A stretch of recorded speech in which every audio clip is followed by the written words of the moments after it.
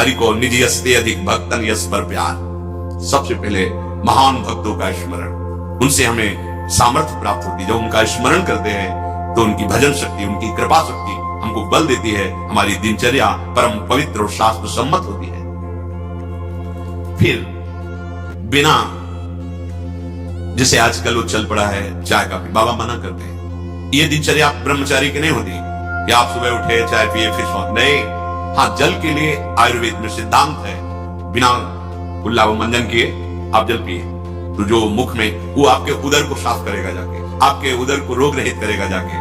अधिक से अधिक पानी, अधिक से अधिक। अगर उल्टी हो जाती तो और अच्छा होता है, जैसे आप पिए 2-4-10 कदम पहले आपको उल्टी लगे, अगर उल्टी कर दिया तो बहुत अच्छा होगा, क्योंकि पित्त और सब गर्मी निकल गई, नहीं हो रही, पच गया है। फिर इसके बाद आप शौच स्नान आदि क्रिया कीजिए। फिर पवित्र जब शरीर हुआ तो जैसे भजन आवश्यक है वैसे व्यायाम आवश्यक है, वैसे प्राणायाम आवश्यक है, वैसे आपको 2 किलोमीटर दौड़िए। कुछ शारीरिक ऐसा व्यायाम, कुछ ऐसे भी व्यायाम करते हैं। ये कोई व्यायाम पैर से, ये कोई व्यायाम का मतलब पसीना निकले शरीर से, आपके शरीर को 1-2 किलोमीटर दौड़िए। ब्रह्मचारी बनना है तो ब्रह्मचर्य पचाने के लिए भी तो चाहिए ना। अब आधा घंटा पद्मासन 30 मिनट कोई बहुत नहीं होता, बैठ करके आप प्राणायाम, अनुलोम विलोम, जो आजकल शिक्षाएं भी दी जाती है इसकी, आप उसको कीजिए, आसन पे बैठिए, आपका शरीर स्वस्थ रहेगा। फिर अगर आप विद्यार्थी हैं तो जैसे हम शास्त्र स्वाध्याय करते हैं उसी भावना से आप आप देखो, अगर स्मृति आपकी प्रवीण ना हो तो बताना। परम पवित्र विचार वाला, परम पवित्र आहार वाला, परम पवित्र जब आपकी चेष्टाएं, तब इस महान शक्ति को धारण किया जाता है। ऐसे थोड़ी होता है। बड़े बड़े महापुरुषों से मिल मिलकर रो रो कर प्रार्थना करके आप बताइए, उपाय बताइए, जिससे हम अपने साधन संयम को नियमित संयम में रख सके, ऐसे भाव से चल सके। आपको तो बिना किसी प्रयास के सुनने को मिल रहा है महापुरुषों की बातें, बिल्कुल समझ, आप रह के देखिएगा, एक नवीन उत्साह। और हारिएगा नहीं। आपने यदि गलत संस्कार बना लिए तो हारिए मत। कुछ समय तक बिना चाहे वो अभ्यास आपको गिराएगा, लेकिन आप बिल्कुल नियम संयम में दृढ़ रहिए, धीरे धीरे शांत हो जाएगा। ये आप धीरे धीरे शांत हो जाएगा। अब आपकी दिनचर्या में 2 प्रकार के ब्रह्मचर्य, एक आजीवन ब्रह्मचर्य, तो वैरागी का तो आजीवन ब्रह्मचर्य होता है। जो प्रवृत्ति गृहस्थ मार्ग में, उनका संयम का होता है। शास्त्र संयम के अनुसार बर्ताव करे तो उसका जीवन बड़ा सुखमय जाएगा। केवल मन के अनुसार चलने पर कि आप गृहस्थ हैं तो आपके लिए छूट नहीं। देखो, परम ब्रह्मचारी भीष्म जी अपहरण करके स्वयंवर में जीत कर जबरदस्ती राजकुमार, वो एक राजधर्म है, मैं ले जा रहा हूं राजकुमारियों को महाराज विचित्रवीर के लिए हस्तिनापुर के सिंहासन पर आरूढ़ है, जिसकी ताकत हो छोड़ा, वो राजाओं का है। अंबा ने तो अस्वीकार कर दिया कि या तो आपने अपहरण किया, आप स्वीकार कीजिए, नहीं तो मैं हूं। दो और संयम को भूल गए। महाभारत प्रसंग में है, राजा क्षमा रोग हो गया और मृत्यु को प्राप्त हो गए।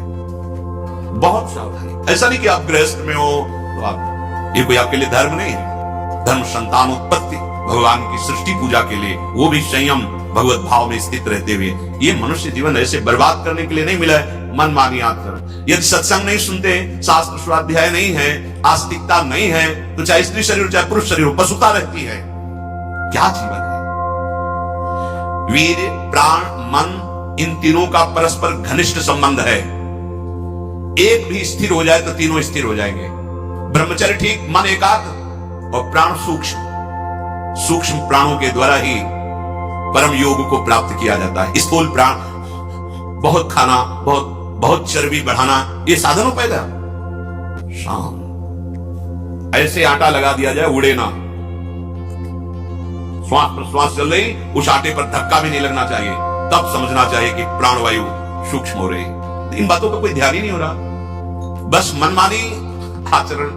बहुत इतना खा लिया और उसी पचाने में पूरी शक्ति लग गई। भजन और एकाग्रता और इंद्रिय संयम को बात जा रहे, इतना पा लिया। वीर, प्राण, मन तीनों का परस्पर घनिष्ठ संबंध है और उपासना में तीनों का बहुत बड़ा योगदान है। प्राण सूक्ष्म। देखो, नाम जब आप श्वास लेते हैं आराम से और नाम चल रहा है, फिर श्वास आराम से, नाम चल रहा है।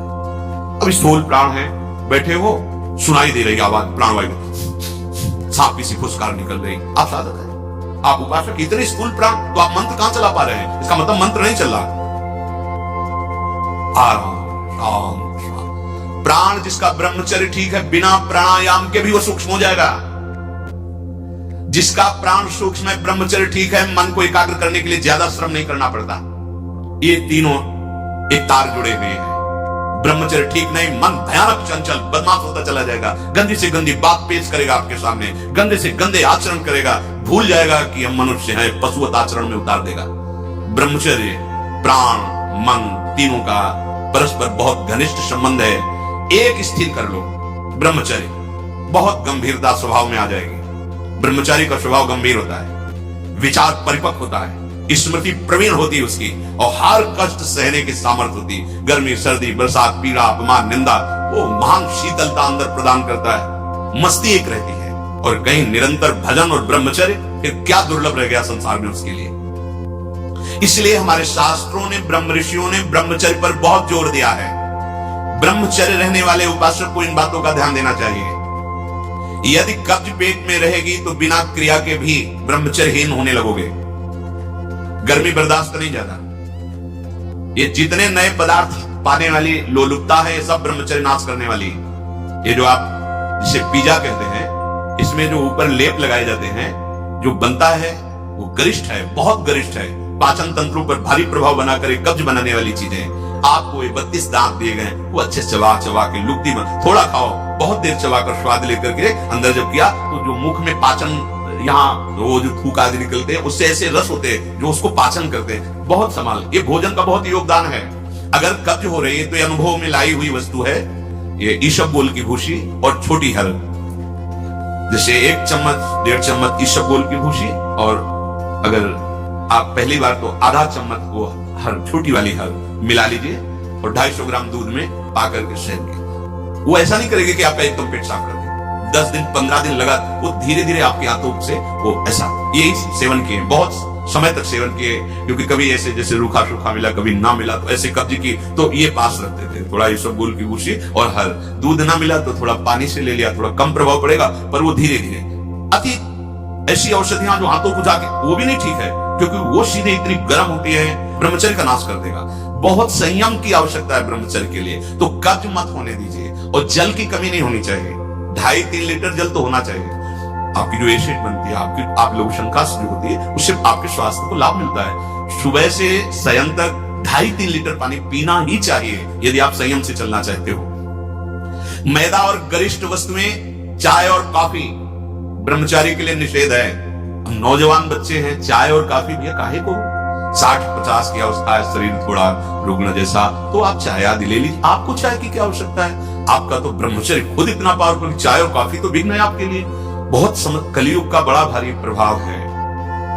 आगे कह रहे हैं कि अत्यंत आवश्यक हो तो शरीर जिसका रोगी है उसकी सेवा के लिए, अगर आपको सेवा लगाई गई है, या किसी को सेवा कार्य के लिए, ऐसे बकाया किसी को स्पर्श मत करो, क्योंकि सबके शरीरों में परमाणु होते हैं, अपने अपने स्वभाव, अपने अपने आचरण, शरीर में, वस्त्र में, सैया में। एक विश्राम स्थली जो आपकी सैया है, आप कैसे सोते हैं उसमें उसके परमाणु हैं, वस्त्र में परमाणु है, शरीर में परमाणु है। अगर आप ऐसा ही व्यवहार रखेंगे तो आप लड़ नहीं पाएंगे, आपके परमाणु इतने पुष्ट नहीं होंगे कि आप विकारों पर विजय प्राप्त करें।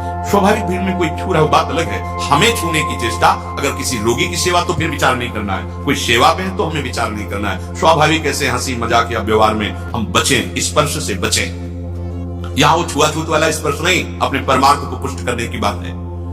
कभी किसी को मजाक में भी अश्लील बातें मत करो, मजाक से भी। जैसे हंसी मजाक में आप ऐसे, उसका प्रभाव पड़ेगा, वो शब्द है, वो आपके अंदर पहुंचेगा, मनन करेगा और फिर वासना जागृत कर देगा। आप कोई ऐसे कपड़े बनावटी मत पहनो, आप अपने शरीर की वेशभूषा ऐसी मत बनाओ, आप ऐसे शौकीनी प्रकट मत करो जिससे तुम्हारा शरीराभिमान पुष्ट हो, इससे काम बढ़ेगा, इससे वासना बढ़ेगी। बाबा कह रहे हैं कि ऐसे कपड़े, ऐसी सजावट, ऐसी बनावट, ऐसे लेपों के लगाने से शरीराभिमान पुष्ट होता है और आपकी काम वासना बढ़ती है। शरीर, मन, बुद्धि, किसी की भी उन्नति नहीं होती जो शरीर सजाने में, शरीर के, उससे सब बिगड़ जाता है। देहाभिमान, देह भाव पुष्ट होता है, देह भाव पुष्टता में ही सारे विकार अपना राज्य करते हैं। बहुत सावधानी की जरूरत है, बहुत सावधानी। बड़ा पवित्र वेश, पवित्र वस्त्र पहनो, हाँ, सावधानी पूर्वक चलो, इससे कोई वीआईपी पना प्रकट नहीं होता। इससे आपकी मन की, आपकी बुद्धि की, आपकी चित्त की 10